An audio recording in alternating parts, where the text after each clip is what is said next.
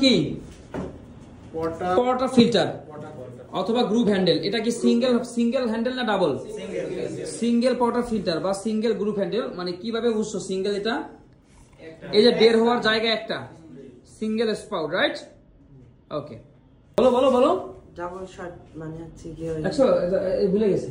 Double পর্টা filter অথবা double group handle কিভাবে বুঝলাম? এটা বের হওয়ার দুইটা জায়গা, ডাবল স্পাউটের লেন্থ, ঠিক আছে? Double পর্টা filter. ওকে, কি বলো বলো, তুমি বলো। মিল্ক জগ, তুমি বলো পিচার, তুমি বলো মিল্ক পিচার। মিল্ক পিচার এটার কাজ হচ্ছে ওই যে ঠান্ডা দুধটাকে গরম করে স্টিম করা। একটা পিচারের কয়েকটা নির্দিষ্ট সাইজ থাকতে পারে, স্মল, মিডিয়াম, লার্জ। এটা হচ্ছে স্মল, যেটা 300 ml এর দাগ দেওয়া আছে, তবে 350 ml বলতে পারি, ঠিক আছে? অনেক। এটা কি? এটা হচ্ছে যে টেম্পার। ওরে বাবা, এটা শিখলো কেমনে? এটার নাম কি? টেম্পার। এটার কাজ হচ্ছে ওই যে গ্রাউন্ড করা কফিকে পুশ করে ট্যাম্পিং করে। কত কেজি ট্যাম্প করতে হয় ভাই? 15 কেজি। বলো বলো। 15 থেকে 18। রাইট রাইট, 15 থেকে 18 কেজি বা 14 থেকে 18 কেজি বললেও হবে। তবে একটা স্ট্যান্ডার্ড প্রেসারের মাপ হচ্ছে 15 কেজি। কত কেজি? 15 কেজি বা 30 পাউন্ড, 30 পাউন্ড অথবা 15 কেজি বলতে পারি। এটার নাম কি? Steam wand. আর এটার নাম কি? যেটা আমরা স্টিম কন্ট্রোলার, স্টিম ভালভ। ওকে, নাইস, গুড। আমাদের এই মেশিনটার ব্র্যান্ডের নাম কি কেউ বলতে পারে? ইটালিয়ান হচ্ছে দেশ, যেই দেশে প্রডিউস করেছে। রাইট রাইট, ম্যাজিস্টার হচ্ছে ব্র্যান্ডের নাম। আর এটা হচ্ছে ইতালির পতাকা। আর এটার ভিতরে এখানে মডেল দেখা যাচ্ছে না, এটা হচ্ছে HRC একটা মডেলের নাম। HRC আমাদেরকে বলতে পারে যে তুমি যে কাজ করে এসেছো কোন মেশিনে কাজ করেছো, তখন বলবেন যে ম্যাজিস্টার ব্র্যান্ডের HRC। আচ্ছা, সেই মেশিনের নাম কি? VVM লোলো, ইতালিয়ান। ওটা হচ্ছে সিঙ্গেল গ্রুপ হেড, রাইট? এটাতে গ্রুপ হেড কয়টা? গ্রুপ হেড তো চিনতে অসুবিধা আছে? এই যে পটার ফিল্টার যেখানে আমরা লক করি সেটাকে বলে কি? Group head. সো এই মেশিনের দুইটা হেড। মানুষের হেড কয়টা? একটা। কেন? ওকে, সো এটা হচ্ছে গ্রুপ হেড। আর এখানে যেখান থেকে পানিটা বের হয়, যেখানটা পানি বের হয় শাওয়ার স্কিন বলা হয়। আর এই শাওয়ার স্কিনকে প্রোটেক্ট করে দেখো কালো কালারের একটা গ্যাসকেট, ওটার নাম কি? গ্যাসকেট। এখানে আমরা দেখতে পাচ্ছি এটাকে কি বলে? এগুলা কি? এগুলা মেশিনের সুইচ প্যাড বা টাচ প্যাড বা কিপ্যাড বা মেশিনের সুইচ প্যাড, যেখান দিয়ে এটা দিয়ে আমরা কি বের করি? Single shot. এটা দিয়ে এটা ম্যানুয়াল বাটন। ঠিক আছে, পারফেক্ট। আমি চাইলে ম্যানুয়াল বাটন প্রেস করে যে কোনোটা থেকেও সিঙ্গেল বের করতে পারবো, যে কোনোটা থেকেও ডাবল বের করতে পারবো।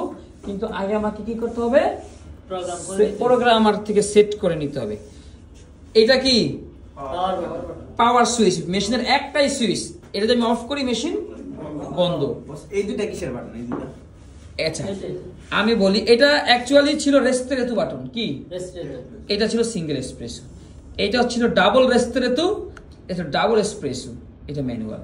যখন কফি সৃষ্টি হয়েছিল ওই রেস্তেরেতু নামে একটা কফি আছে, আপনি কি জানেন?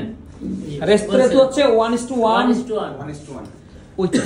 ওই কারণে এসে দেখেন, এখানে দেখেন দাগটা নিচে দেওয়া আছে, আর এখানে দেখেন দাগটা উপরে দেওয়া আছে। তার মানে এখানে পরিমাণ কম বোঝানো হয়েছে, এটাকে পরিমাণ কম বেশি বোঝানো হয়েছে। সো রেস্তেরেতু যদি 10 গ্রাম হয়, এসপ্রেসো 20 গ্রাম। এই কারণে, বুঝছেন? এটা double ristretto, double espresso, double programmer button, এই আর কি। আর এটা কি বস? এটা কি? এটা হচ্ছে যে মেশিনের পাওয়ার গজ। মেশিনটা কি ওকে আছে নাকি মেশিনটা ঠিকঠাক আছে এটা জানার জন্য আর কি। এটা এই মেশিনের যে পাওয়ারের যে ইন্ডিকেটর হচ্ছে একে যদি যখন টাচ করে বুঝে নিতে হবে মেশিনটা ওকে।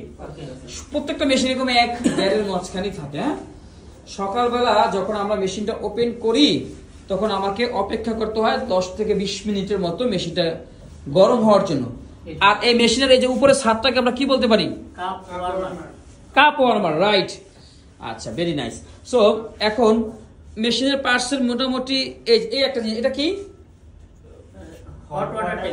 Hot water controller, right. এই যে হট ওয়াটার কন্ট্রোল করছি, আর যেখানটা বের হয় এটাকে বলে হট ওয়াটার ট্যাপ, আর এই যে যেটা নিচে পড়ে এটাকে বলে স্পাউট, মানে বের হচ্ছে আর কি। হ্যাঁ, হট ওয়াটার ট্যাপ। এই তো মেশিনের জিনিসপত্র। মেশিনে কিন্তু দুইটা লাইন, রাইট ভাইয়া? এটা হচ্ছে পানি নিজে নিজে মেশিনে নিয়ে নিচ্ছে, কেউ কাউকে দিতে হচ্ছে না। শুধু মেক শিওর করবেন যে আমাদের নিচে পানি আছে কিনা। আর বিদেশে দেখবেন যে অটোভাবে অ্যাড করা লাইন, ফিল্টারেট করা। আর আরেকটা লাইন থাকে এক্সিট, মানে পানিগুলো বের হয়ে যেতে ড্রেনের লাইন। ওকে, এটা দেন। এটা কি কেউ বলতে পারবেন? Filter basket. Filter basket.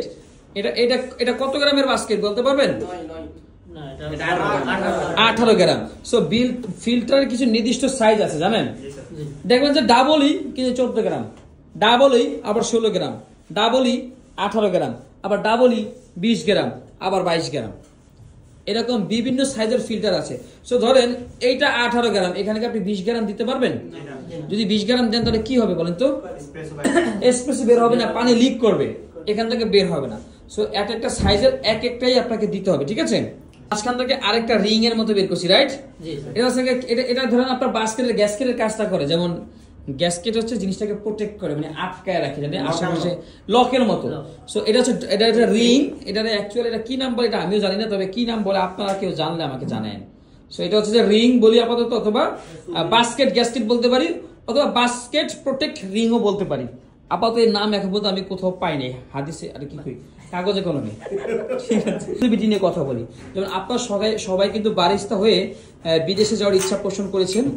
একটা কফি শপের প্রধান কাজ হচ্ছে নিজেকে গুছিয়ে রাখা। যেমন নিজেকে গুছিয়ে, এই যেমন এরকম গেঞ্জি পরে তো চাকরি করা যাবে না, ভয় নাই। সো ওই বিদেশে কিন্তু আপনার একটা নির্দিষ্ট কফি শপের একটা নির্দিষ্ট পোশাক থাকবে, ড্রেস কোড থাকবে, এবং আমাদের সকলের বুকের উপরে কি থাকে? অ্যাপ্রন থাকে। এটা থাকবেই, ভয়ের কিছু নাই। এই যে আমাদের স্টুল যাতে খাবারে কফিতে উড়ে বা কোথাও না পড়ে, তার জন্য আমাদের কি থাকবে? শাওয়ার ক্যাপ থাকতে পারে, বা মাথায় ক্যাপ থাকতে পারে, বা টুপি টাইপের কিছু একটা থাকবে যে আপনার হেয়ারটাকে প্রোটেক্ট করবে। এটা কিন্তু এইগুলো খুব সেন্সিটিভ বিদেশের জন্য। এবং আপনার হাতের নখ দেখে, আমারটা তো বড় নাই মনে হয়, আপনার হাতের নখ কি বড় আছে কারো? হ্যাঁ, এরকম থাকতে পারে। সো নখ কোনোভাবেই বড় রাখা, এটা নজরুল ভাই সবচেয়ে ভালো বলতে পারবে, যেহেতু সে দীর্ঘদিন যাবৎ সৌদি আরবে থেকে এসেছে। তারপর হচ্ছে যে আপনার এই যে জুতা, কিন্তু আমরা এই জুতা পরে থাকতে পারবো? এখন তো ট্রেনিং পিরিয়ড, আমাদের কোনো নাই, তবে আমরা বলে দিচ্ছি বারবার, ভয় নাই। ওখানে গেলে এগুলো নিয়ে আপনার কোনো ক্লাস করা দরকার নেই। সো অনেকে আমাদের ভিডিওতে কমেন্ট করে, ভাই আপনাদের ছাত্রছাত্রীরা হাতে গ্লাভস কেন পরে না? কারণ হচ্ছে এটা হচ্ছে ট্রেনিং পিরিয়ড, শিক্ষা। বাট আমরা তো সবাইকে বলে দিই যে অবশ্যই আপনাদেরকে গ্লাভস থাকতে হবে, মুখে মাস্ক থাকতে হবে। কারণ এরকম অনেক সেন্সিটিভ ব্যক্তিবর্গ আছে, আপনার নিঃশ্বাস তার গায়ে পর্যন্ত যায় সেটাতে মাইন্ড করে না? সো আবার কিছু বিষয় থাকে, যেমন আমরা কাপটাকে এমন ভাবে যেন না ধরি, যেন যেখান দিয়ে কাস্টমার মানে ঠোঁট লাগায়, ধরেন আপনি যদি এইভাবে লাগায় যদি ডিজাইন করা শুরু করেন, তাহলে জিনিসটা কি হলো, যে যখন কাস্টমার খাবে তাহলে ঠোঁটটা আপনার হাতে যেখানে টাচ করেছে সেখানে তার ঠোঁট লেগেছে। সো এটাও কিন্তু ওই দেশের জন্য খুবই সেন্সিটিভ। সো এগুলো খেয়াল রাখবেন যে কাপের 50%-এর মধ্যে হাতটা ধরার চেষ্টা করবেন। এই জন্য আমরা অনেকে কি করি, বাঁকা করে এইভাবে ধরি। হ্যাঁ, এমন ভাবে ধরবেন যেন আপনার আঙুল যেন কাপের অর্ধেকের বেশি উপরে না যায়। আর আমি আবার মাঝে মাঝে আপনি এইভাবে ধরতে পারেন, আমি এইভাবে ধরি, এখানে কোনো ঠোঁটের সাথে সংঘর্ষ নাই। তবে আপনি যেইভাবে সুবিধা ধরবেন, কিন্তু ওই হাতটা যেন ওই জায়গায় টাচ না করে, দ্যাটস ইট। এটার নাম কি বলে boss? Short glass. Short glass, espresso short glass. এখানে লেখা আছে 1 শট বা শর্ট মেজারমেন্ট গ্লাসও আমরা বলতে পারি। মিঠু ঠিক কিনা? এরপর মিল্ক স্টিম কত প্রকার? কি কি? Cappuccino, latte, flat white. আচ্ছা, আমরা যে মিল্কটা যে গরম করি, কত ডিগ্রি গরম করি মিঠু স্যার? কত ডিগ্রি গরম করে? হ্যাঁ, 60 থেকে 65। 60 থেকে 65 হচ্ছে অ্যাকচুয়াল আইডিয়াল পারফেকশন। আচ্ছা, এটাকে আমি অন্যমত গরম করি, এটার কি কোনো কারণ আছে জানেন? কেন 60 থেকে গরম করি? আমাদের দেশে যে আমি 60 ডিগ্রি গরম করে যে কাস্টমারকে খাওয়াই, ওরা আমার বকাবকি করে। কেন? আমি কি ভুল করি? 60 থেকে 65 কম হলে ওই টেস্টটা বাড়ে। রাইট, টেস্টটা ভালো হয়। মানে মিল্কের টেস্টটা ঠিক থাকে। হ্যাঁ, মিল্কের একটা নির্দিষ্ট টেস্ট আছে না? মিল্কের একটা টেস্ট আছে না? ওইটা 60 থেকে 65-এর উপরে আপনি গরম করেন, ওই টেস্টটা বার্ন হতে থাকে, তখন মিল্ক থেকে পরিচিত স্বাদটা আসবে না। যেমন আপনি করলা খাবেন ভাজি, এবং করলাকে সিদ্ধ করে আগে পানি ঝরায় তারপর যখন ভাজি করেন, সেটা কি মজা লাগবে? সো নিজস্ব টেস্টটা কিন্তু কাঁচা অবস্থায় থাকে না। সো এরকম এই দুধের একটা টেস্ট আছে, যেটা যারা গবেষণা করেছে বিজ্ঞানীরা বা মিল্ক নিয়ে যারা রিসার্চ করেছে তারাই বলেছে আমরা মিল্কটাকে টেম্পারেচার রাখবো 60 থেকে 65 ডিগ্রি আইডিয়াল টেম্পারেচার। তবে এটা আমরা সর্বোচ্চ 72 ডিগ্রি করতে পারি, এর বেশি কখনো করা ডিজাইনও হবে না, মিল্কের মধ্যে বাবলসও চলে আসবে, সবকিছুই কিন্তু খুবই ইম্পর্টেন্ট। আর ফ্ল্যাট হোয়াইট এবং কর্তা দুধে এই যে আমরা দুধটা একটু কম গরম করি কেন? ফ্ল্যাট হোয়াইট হচ্ছে একদম লিমিটেড ফোম, তাই না ভাইয়া? 5 থেকে 10% ফোম, ওইটা বেশি গরম করে না, কারণ এসপ্রেসোর সাথে একটা মিক্সিং এর বিষয় থাকে, আবার ডিজাইনের একটা বিষয় থাকে আর কি। যেহেতু যারাই মিল্ক কফি খায় সব কফিতে বারিস্তারা ডিজাইন ক্রিয়েট করে দেয়, তাই তো? ওকে, এরপর এই কর্তা দুধ কাপ সাইজ কেউ বলতে পারবে? তুমি বলো তো মিঠু স্যার, তুমি তো বাসা পড়াশোনা করো, আমি তো জানি। টাকা আনছো? না বাস আজকে মিস্টেক হয়ে গেছে। আরে আচ্ছা ঠিক আছে, ওকে, তাহলে মোটামুটি এই নিয়েই কথা বলবো, পরে আবার আলোচনা করছি। হ্যাঁ, কথা বলে সারাদিনই বলা যাবে। আল্লাহ হাফেজ, জয়, আসসালামু আলাইকুম।